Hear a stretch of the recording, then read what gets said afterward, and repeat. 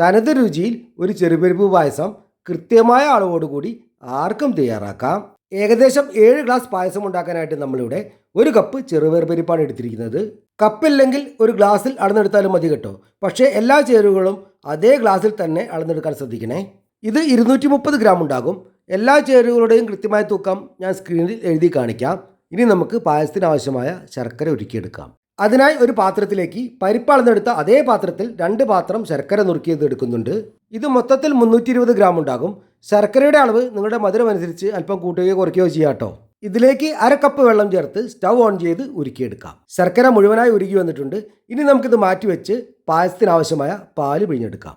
അതിനായി നമ്മളിവിടെ 3 കപ്പ് തേങ്ങ ചിരവിയത് എടുത്തിട്ടുണ്ട്. ഇതിൽ 1 കപ്പ് വെള്ളം ചേർത്ത് മിക്സിയിലടിച്ച് 1-ാം പാലും വീണ്ടും 2 കപ്പ് വെള്ളം ചേർത്ത് മിക്സിയിലടിച്ച് 2-ാം പാലും നമുക്ക് പിഴിഞ്ഞെടുക്കാം. ഇനി നമുക്കിത് മാറ്റിവെച്ച് ചെറുപയർ വറുത്തെടുക്കാം. അതിനായി അടിഭാഗം കട്ടിയുള്ള ഒരു പാത്രത്തിലേക്ക് അളന്ന് വെച്ചിരിക്കുന്ന പരിപ്പ് ചേർത്ത് മീഡിയം ഫ്ലെയിമിൽ ഫ്രൈ ചെയ്തെടുക്കാം. ഇപ്പോൾ പരിപ്പിൻ്റെ നിറം ചെറുതായി മാറി തുടങ്ങിയിട്ടുണ്ട്. ഈ സമയത്ത് സ്റ്റൗ ഓഫ് ചെയ്ത് ഇതിൽ പകുതിയോളം പരിപ്പ് ഒരു പാത്രത്തിലേക്ക് മാറ്റാം. ഈ ഒരു പാകം വരുമ്പോഴാണ് പകുതിയോളം പരിപ്പ് മാറ്റേണ്ടത്. ഇനി വീണ്ടും സ്റ്റൗ ഓൺ ചെയ്ത് ബാക്കിയുള്ള പരിപ്പ് നന്നായി ഫ്രൈ ചെയ്തെടുക്കാം. പായസത്തിന് നല്ല കൊഴുപ്പ് കിട്ടാനും എന്നാൽ പായസം കുടിക്കുമ്പോൾ ചെറുതായി കടിക്കാൻ കിട്ടാനും വേണ്ടിയിട്ടാണ് നമ്മളിത് 2 തരത്തിൽ ഫ്രൈ ചെയ്തെടുക്കുന്നത് കേട്ടോ. ഇപ്പോൾ പരിപ്പ് ചെറിയ ബ്രൗൺ നിറത്തിലായിട്ടുണ്ട്. ഇനി നമുക്ക് സ്റ്റൗ ഓഫ് ചെയ്ത് ബാക്കിയുള്ള പരിപ്പും അതേ പാത്രത്തിലേക്ക് തന്നെ കോരി മാറ്റാം.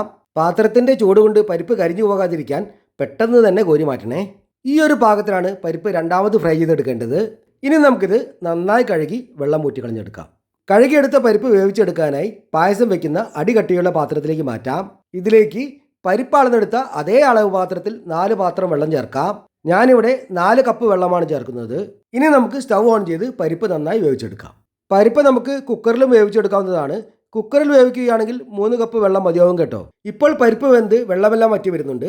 ഈ സമയത്ത് ഒരു തവി കൊണ്ട് പരിപ്പ് ഇതുപോലെ ചെറുതായി ഉടച്ചു കൊടുക്കുകയാണെങ്കിൽ പായസം നന്നായി കൊഴുത്ത് കിട്ടും.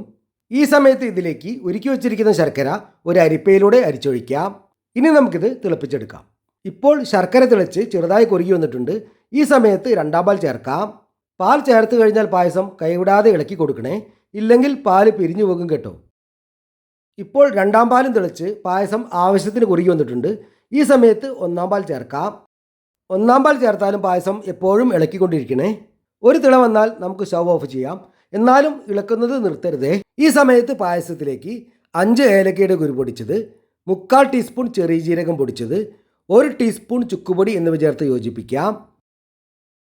ഇനി നമുക്കൊരു പാത്രത്തിൽ 1-2 ടേബിൾ സ്പൂൺ നെയ്യ് ചേർത്ത് ചൂടാക്കി അതിൽ 1/4 കപ്പ് തേങ്ങാക്കൊത്ത് ചേർത്ത് ഫ്രൈ ചെയ്തെടുക്കാം. തേങ്ങാക്കൊത്ത് നിറം മാറി തുടങ്ങിയാൽ അതിൽ 30 ഗ്രാം അണ്ടിപ്പരിപ്പ് ചേർക്കാം.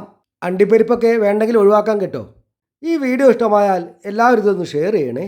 അതേപോലെ നമ്മുടെ ചാനൽ സബ്സ്ക്രൈബ് ചെയ്യാനും ബെൽ ബട്ടൺ അടിച്ചുവിടാനും മറന്നു പോകരുതേ. എല്ലാം നന്നായി ഫ്രൈ ആയി വന്നാൽ നമുക്കിത് പായസത്തിലേക്ക് ചേർക്കാം. അങ്ങനെ നമ്മുടെ ചെറുപരിപ്പ് പായസം തയ്യാറായിട്ടുണ്ട്.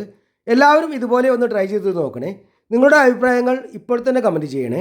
മറ്റൊരു വീഡിയോയുമായിട്ട് ഞാൻ വീണ്ടും വരാം. ബൈ.